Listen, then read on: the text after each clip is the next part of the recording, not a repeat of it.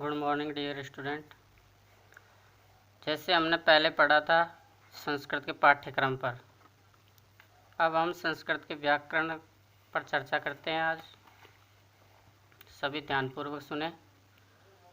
हमने प्रकरण लिया है संधि, अर्थात व्याकरण में सबसे पहले हम संधि पढ़ने जा रहे हैं। संधि वर्ड की बात करें तो संधि प्रिय छात्रों सम, धा, धातु और की प्रत्यय से मिलकर बनी हुई शब्द है संधि। संधि का मतलब होता है मिलान करना या दो वर्णों को मिलाना।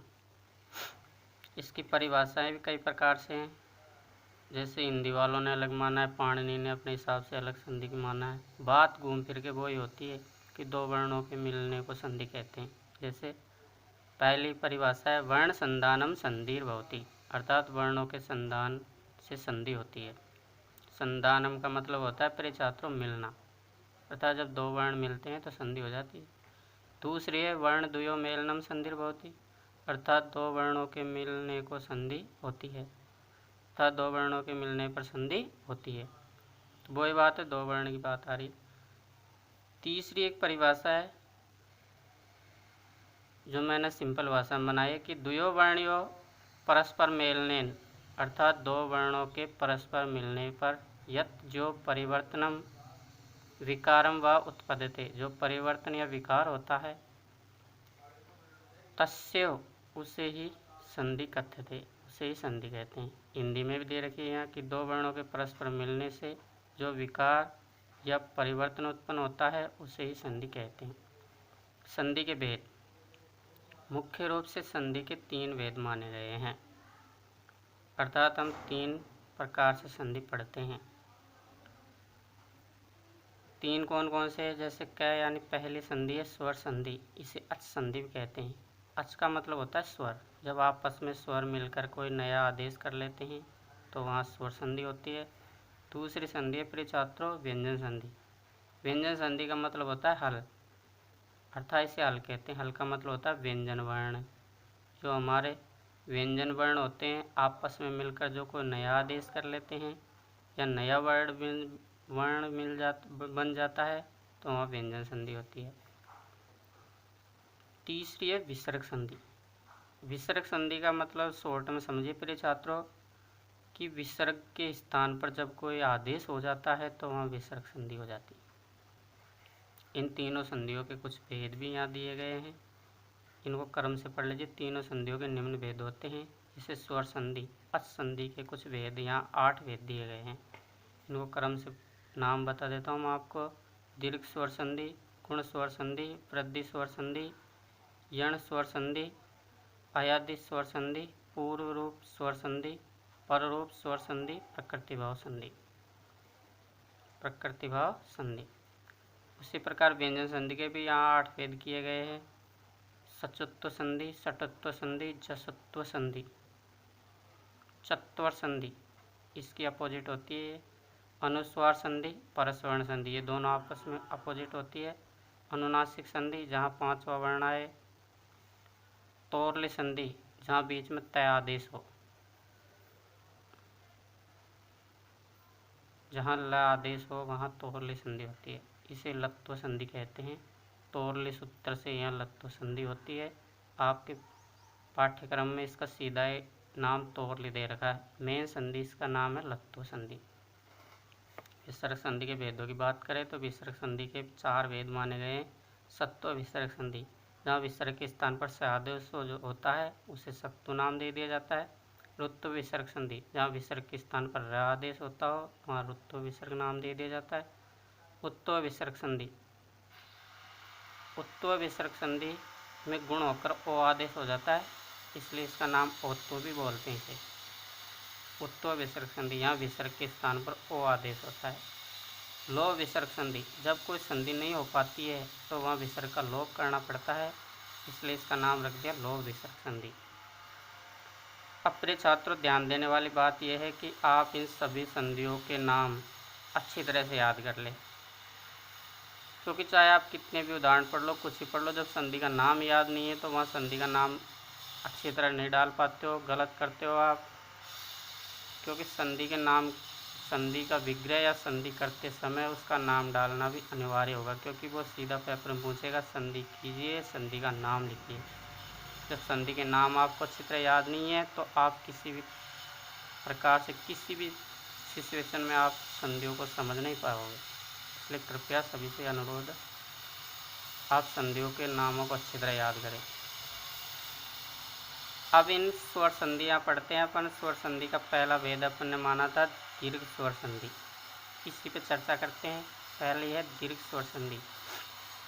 अब प्रिय छात्रों, दीर्घ स्वर संधि की सिंपल सी बात यह है कि इसमें कुछ समूह होते हैं, जैसे अ आ एक समूह होते हैं, क्योंकि बोलने में भी आता है अ आ ई उ री री एक साथ बोले जाते हैं, इसलिए इनका एक समूह होता है। जब ये आपस में समूह ही, चाहे छोटा वाला हो या बड़ा वाला हो, उस समूह के जब आपस में दोनों तरफ आते हैं प्लस के, तो मिलकर बड़ा वाला हो जाता है। इसलिए दीर्घ की तो ये सिंपल परिभाषा ये है कि अक सवर्ण दीर्घ, अक वर्णों के बाद जब समान ही वर्ण आए, अर्थात अक वाले ही वर्ण आए, तो आपस में मिलकर दीर्घ आदेश कर लेते हैं। यहाँ समझ लीजिए इसकी परिभाषा हिंदी में, अर्थात अक बोले तो अ आ ई उ री तक के वर्ण अक माने गए। अक वर्णों के बाद, अर्थात अक वर्णों के बाद समान समूह के अक वर्ण आए, समान समूह के अक वर्ण आए तो आपस में मिलकर दीर्घ आदेश कर लेते हैं। अर्थात समान समूह छोटा अ हो या बड़ा हो, आपस में मिलकर बड़ा वाला कर लेते हैं। समूह को यहाँ समझा दिया गया मैंने, जैसे अ आ एक समूह होगा अलग, ई वाला अलग समूह हो गया, उ वाला अलग हो गया, री वाला अलग हो। तो कह सकते हैं कि एक इनकी जातियाँ हैं, जैसे अ आ एक जाति अलग होगी, ई वाली अलग जाति होगी, उ वाली अलग जाति होगी, री वाली अलग जाति होगी। जब अ आपस में यानी प्लस के दोनों तरफ जब इधर भी अ में से कोई और इधर भी अ में से कोई हो, तो वो एक जाति वाले झुंड समूह हो जाता है। जब वो आपस में मिलते हैं तो दीर्घ आदेश कर लेते हैं, अर्थात बड़ा वाला जीत जाता है, छोटा वाला हार जाता है। ये सिंपल बात याद रखो, चाहे छोटे वाले झगड़ रहे हो, जब भी बड़ा वाला जीतेगा, बड़ा वाला ही होगा। ये तो थी इसकी परिभाषा। इसके उदाहरणों को पढ़ लीजिए।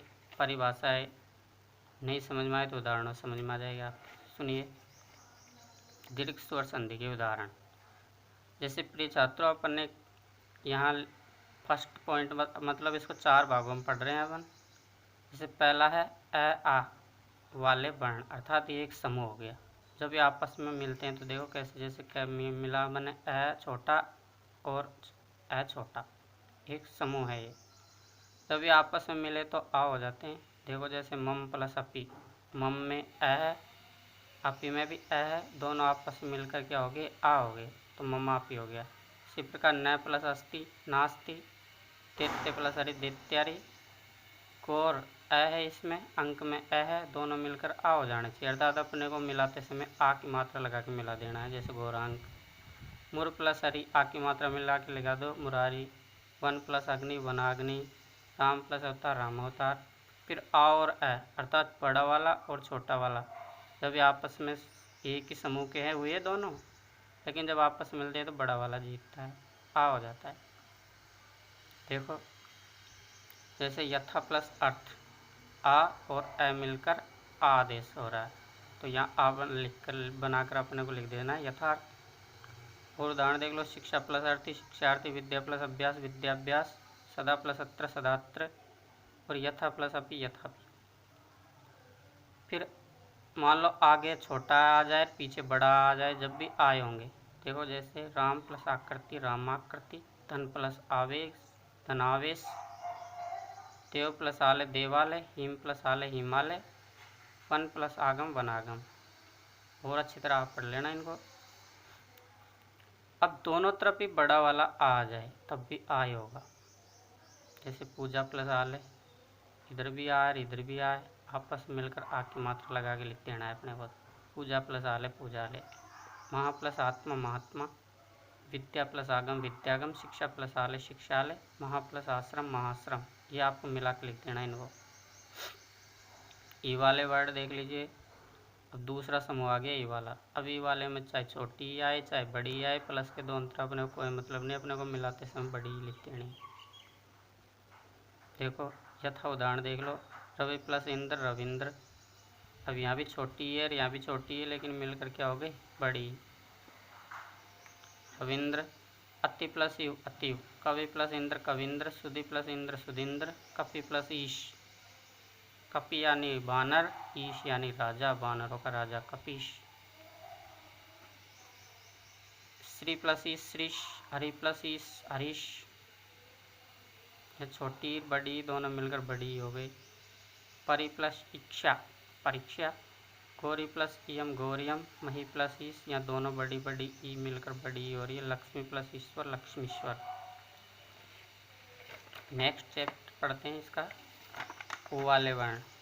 अपन ने पढ़ा ए वाला समूह, ई वाला समूह, अब पढ़ते हैं उ वाला समूह। उ में वो छात्रों वो सिस्टम है, छोटा हो या बड़ा हो, उसके बाद चाहे बड़ा हुआ है या छोटा हुआ है आपस में मिलकर बड़ा हुआ हो जाता है। जैसे भानु प्लस उदय, यहाँ दोनों छोटे हुआ है, मिलकर क्या हो जाना चाहिए बड़ा हो गया। देखो भानु प्लस उदय। और देखें मधु प्लस उत्सव मधुत्सव। गुरु प्लस उपदेश गुरुपदेश। बड़ा छोटे और बड़े में देखना, छोटे रह में ये ऐसे रह आता है और बड़े रह में ऐसे सीधा रह आता है। वधु प्लस ऊर्जा वधूर्जा। मधु प्लस उत्सव मधुत्सव। सु प्लस उक्ति सुक्ति। बड़ी वो हो गई। लघु छोटी है, उर्मी में बड़ी हुआ है, आपस में बड़ा हो गया लघु। समूह ऊर्जा चमूर्जा। री वाले वर्ड देख लीजिए। री वाले में प्रिय छात्र ज़्यादातर छोटी री वाले उदाहरण मिलेंगे आपको, कभी आएगा तो। बड़ी री की पहचान है कि किसी वर्ण के नीचे डबल वर्ड ऐसे बन जाता है, देख लीजिए, हम मिले हुए हम देख लेना आप। जैसे होत्री प्लस ऋषि। छोटी री और छोटी री मिलकर बड़ी री हो गई होत्रिषि, डबल यूँ हो गया। धात्री प्लस ऋकार धात्रिकार। पितृ प्लस ऋणम पितृणम। मातृ प्लस रिधि मातृधि।